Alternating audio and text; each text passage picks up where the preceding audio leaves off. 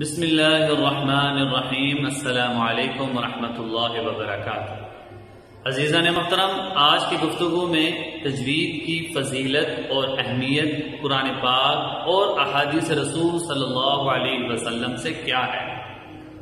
عزیزان محترم، یہ بات واضح ہے کہ رسول اللہ صلی اللہ علیہ وسلم کی زبان عربی تھی اور قرآن پاک بھی عربی میں نازل ہوا، اور جنت میں جو زبان بولی جائے گی وہ بھی عربی ہوگی۔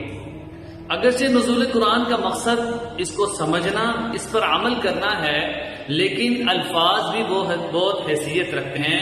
اس کی وجہ یہ ہے کہ ایک آدمی قرآن تو پڑھ رہا ہے لیکن اس کے الفاظ ٹھیک نہیں ہیں، وہ الفاظ میں ایسی غلطیاں کر دیتے ہیں جس کی وجہ سے اس کی نماز بھی فاسد ہو جاتی ہے۔ اس لیے جہاں نزول قرآن کا مقصد معنی، قرآن پاک کے معنی و مفہوم کو سمجھنا ہے، وہیں اس کے الفاظ پر بھی توجہ دینا مقصود ہے کہ قرآن پاک کی صحیح ادائیگی اور درست تلفظ کس طریقے سے ہم ادا کرنے والے بن جائیں۔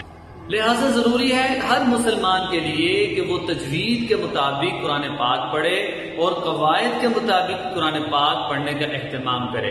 اگر کوئی آدمی قرآن پاک کو تجوید کے خلاف پڑھے گا تو یہ خطاوار ہوگا، گناہگار ہوگا، لحن جلی اور لحن خفی کرنے کی وجہ سے۔ تجوید کی فضیلت قرآن پاک سے، قرآن پاک میں اللہ نے فرمایا وَرَتَّلْنَاهُ تَرْتِيلًا، ہم نے اسے ترتیل کے ساتھ نازل کیا۔ دوسری قرآن پاک کی آیت ہے وَرَتِّلِ الْقُرْآنَ تَرْتِيلًا، کہ قرآن پاک کو خوب اطمینان اور صاف صاف کر کے پڑھو۔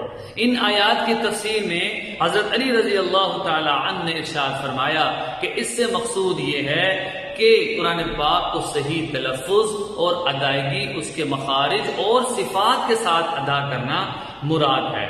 اسی طرح حدیث کی بات کی جائے تو رسول اللہ صلی اللہ علیہ وسلم نے فرمایا زینوا القرآن باصواتکم، کہ قرآن پاک کو اپنی آوازوں کے ساتھ خوبصورت کرو۔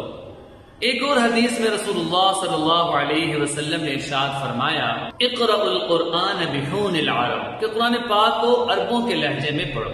عربوں کے لہجے میں پڑھنے کا مطلب یہ ہے کہ قرآن پاک کی ادائیگی خوبصورت ہو، وقوف کا پتہ ہو، کہاں غنہ کہاں مد کرنا، ہر چیز کا علم ہو۔ اس لیے کہ اللہ تعالیٰ نے قرآن پاک کو تجوید کے ساتھ ہی نازل فرمایا، اور اللہ تعالیٰ نے رسول اللہ صلی اللہ علیہ وسلم کے ذریعے ہم تک تجوید کے ساتھ ہی منتقل کیا۔ اس سے پتہ چلا قرآن و حدیث کی روشنی میں کہ تجوید کا سیکھنا وہ بنیادی ضروریات میں سے ہے۔ انشاءاللہ آئندہ تجوید اور قاعدہ سے ہم انشاءاللہ جن کو بالکل قرآن پڑھنا نہیں آتا انشاءاللہ وہ بھی سیکھ لیں گے، اور جن کا قرآن پاک میں کچھ کمزوری ہے وہ بھی دور ہوگی۔ آپ کوشش کریں کہ جو جتنا ہو سکے زیادہ سے زیادہ دوست اس میں شریک ہوں۔